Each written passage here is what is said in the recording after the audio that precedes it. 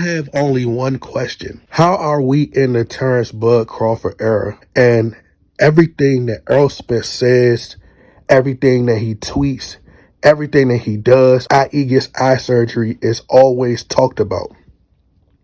Errol Spence is always under a microscope. How come whenever Terrence Crawford does something, we don't see the media reported as much?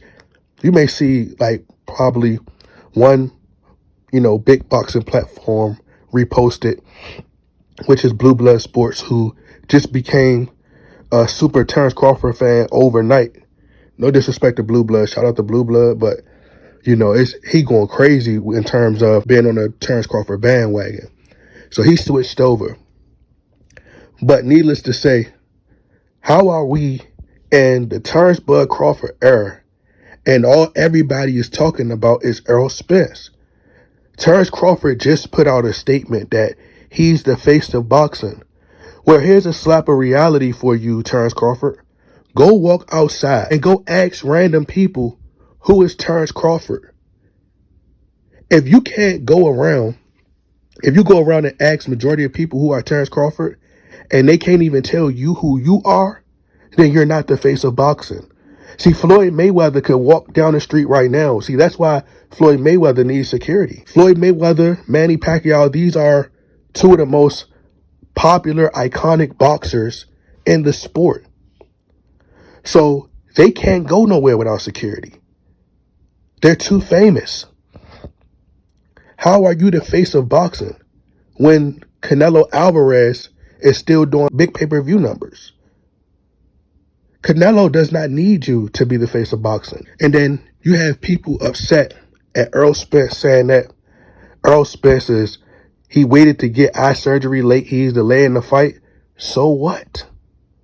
Nobody had nothing to say when Terrence Crawford kept, prolonging and going in and out of negotiations, would exit the negotiations and then go face David Avanesian. Nobody had a problem when he did that. So I hope that Errol Spence prolonged the fight even longer. They said that Errol Spence and PBC, they're trying to age Terrence Crawford out. Okay, well, so what?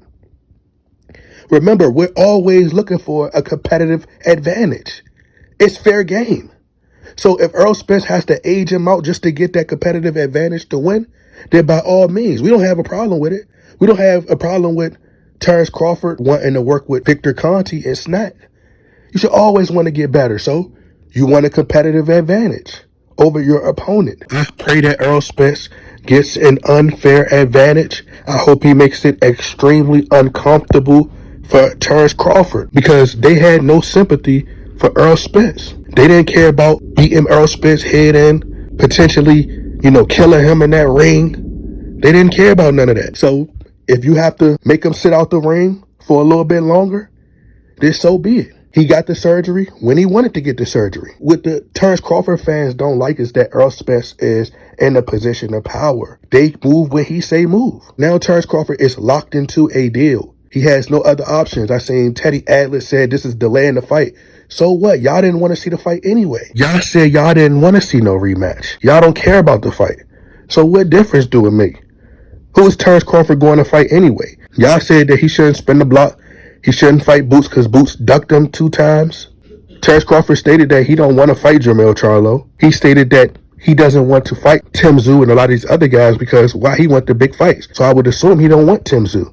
He don't want Danny Garcia. He don't want Keith Thurman. All he want is Canelo. He don't want David Benavidez. He states that all he wants is Canelo. One of the reasons I believe that Errol Spence waited to get the surgery is, for me, this is me personal, my own opinion. I don't have no inside sources. I don't have no inside information, no connections to PBC, but I think that one of the reasons that Errol Spence is delaying the fight is so that it throws the timing off, as far as Terrence Crawford working with Victor Conte and them microdosing and, them trying to beat the testing, and Terrence Crawford is on Errol Spence time. It is what it is. You want an advantage. If you go age him out, age him out. Y'all gave him props for not beating Errol Spence at his best. To me, it's fair game now. It's no lines being crossed no more. It's no holds bar now. They're talking about they want Errol Spence to retire, which I was one of the main ones saying that Errol Spence should retire. But my whole stance has changed. You know what I'm saying? He's not going to retire. This is what he wants to do. If he going to go out with his brains, laying on the ground, or going out, with brain damage, if that's what he chooses to do, he's a grown man.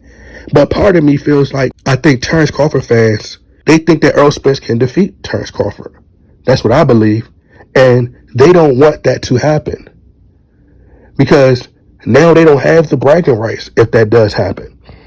And also, they don't like the fact how Errol Spence gets so much media attention, so much coverage, how loved Errol Spence is. His fans are very supportive. Since he's come back, everybody's only been talking about Errol Spence. Nobody cares about Terrence Crawford but Terrence Crawford fans. I hope there's something in the contract that allows him to prolong the fight. I hope the contract, the rematch clause, I hope that it lasts for a year, maybe 2 years. I wish it expires in 2025. And as soon as they get close to 2025, then that's where Errol Spence faced Terrence Crawford. They say that Errol Spence is arrogant and he don't want to listen to nobody. What showed me that Errol Spence is self-conscious and he's aware of, the decisions that he made is when he went on there, he said, I didn't necessarily live the lifestyle of a boxer. That showed me that Errol Spence is cognizant of his bad decisions that he made. So, either he gonna correct them or he not. It's a habit. But the Crawford fans pretending as if they truly care about Errol Spence and they want what's best for him. They don't care. Keep Terrence Crawford out of the ring for as long as possible, to the point where he has a lot of ring rust. He's a stand-up guy, so I don't think he would even do nothing like that. But me personally, I literally wouldn't care no more. I done had to deal with too much of a hassle, too much of a headache dealing with Terrence Crawford in terms of the weight. You're not even trying to honor the rematch clause. You're supposed to be a man of your word. You said, after the fight, you want to go to 154. Then you want to fight at 147. You haven't been a man of your word. So if I'm Errol Spence, you got to do as I say. From what I hear, Terrence Crawford could stay at 147 and defeat Jaron Ennis and become undisputed. Well, Errol Spence wants to become undisputed. It's chess at this point. Beat Terrence Crawford in the rematch, then face Jaron Ennis for the IBF title. Then they try to run with this narrative that Terrence Crawford took Errol Spence's eyeball because, one of the YouTubers gave Errol Spence this nickname and called him the eye collector. So now they're bragging about the fact that Terrence Crawford supposedly took Errol Spence's eyeball. But, how much credit do you want to give Terrence Crawford for supposedly snatching Errol Spence's eyeball when he worked with Victor Conte? He had all this power before he faced Errol Spence. They say he was he was growing into the weight. He's an underrated power puncher. He could deadlift 400 and something pounds. He has a wrestling background. We seeing videos of him. We seeing him lift up this fat black, gorilla black looking dude off the ground. Now Terrence Crawford is one of the strongest men alive. Bragging about Terrence Crawford snatching Errol Spence's eyeball while working with Victor Conte is the equivalent of bragging about jumping somebody. Yeah, nigga, we jumped you. Yeah, nigga, what's up? We jumped you. Like, bro, you don't get no credit for that. Ain't no badge of honor for jumping somebody. If you shot the fair one, that's a different story. But you needed help. It's the equivalent of thinking you about to fight somebody, bare knuckle, and y'all about to square up, but this person got brass knuckles on. And one last point, Crawford fans always love to mention, they always love to say, well, why y'all never brought up Snack before Terrence Crawford for Spence? Why ain't nobody talk about Snack before Terrence Crawford brutally beat Errol Spence and dominated him? But my question is this, why nobody ever asked Victor Conte? Why you want going on Manager Marty platform and going up to other platforms and going in people's comment section to defend Snack and to try to clear your name before Gervonta Davis exposed you on Twitter? Before Gervonta Davis made his claims and started going at Snack and saying how Snack need to get out of boxing, Victor Conte said there was no there. He was talking on Twitter. Now all of a sudden he going on Manager Marty platform and all in the comment section. You weren't worried about that before Tank said anything.